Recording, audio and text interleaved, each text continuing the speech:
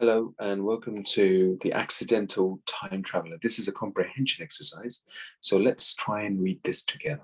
James and Robert were staying at their granny's house. It was raining too hard to go out anywhere, and they'd spent the whole morning playing games inside, and now they were bored. Granny left them to clear up while she made lunch, and they had spent several minutes falling out over who should pack up the games. Eventually, Robert gave in and began to collect up all the playing pieces. Meanwhile, James crossed the room to look out of the window. It was still pouring down. He sighed, and then he spotted an ornate little box on the windowsill. Without thinking, he flipped open the lid, and there, nestling in the velvet-lined box, was a shiny gold bracelet. He lifted it out and held it up on the light. Look at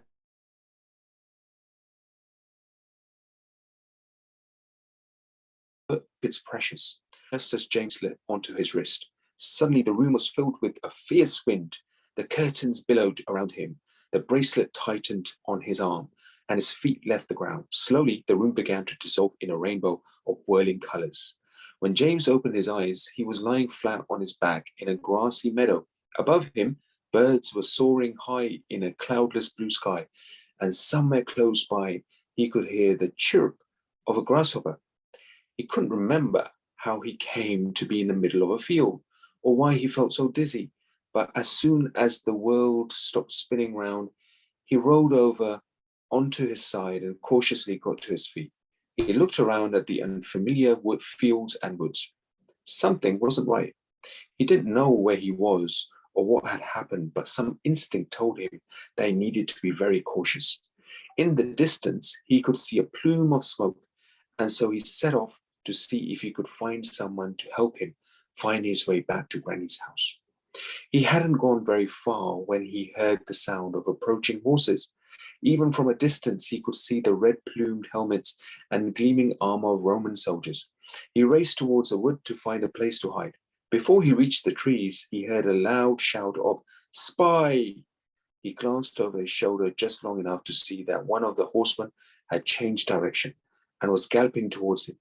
There was no way he was going to outrun the horse, so he stopped and held up his hands at the man approach. As the man approached, the soldier dropped down from his horse and stared at James.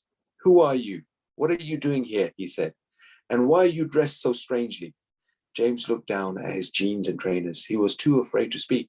The soldier looked at him curiously before he spoke. Eventually he said, "Now let's start at the beginning with your name and where you came from, because I'm beginning to think you're a spy from the tribe that lives on the other side of the river." "No," shouted James, as the memories flooded back to him. "I'm not a spy. My name is James, and I was staying at my granny's house with my brother Robert. I found a bracelet and put it on my arm and woke up in this field. I don't know where I am, and I can't explain what's happened."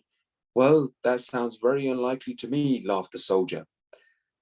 "Where is the magical bracelet? Show it to me." James held out his arm. They both looked at his wrist, but there was no sign of the bracelet. He pulled up his sleeve as the soldier raised his sword. "You're under arrest, young man. I'm going to take you to the garrison for questioning. Start walking." There you go. That's the accidental time traveler. Do read this again one more time, just to get an idea of what's going on in this particular context. And you've got some questions, comprehension questions to answer thereafter. Good luck with this.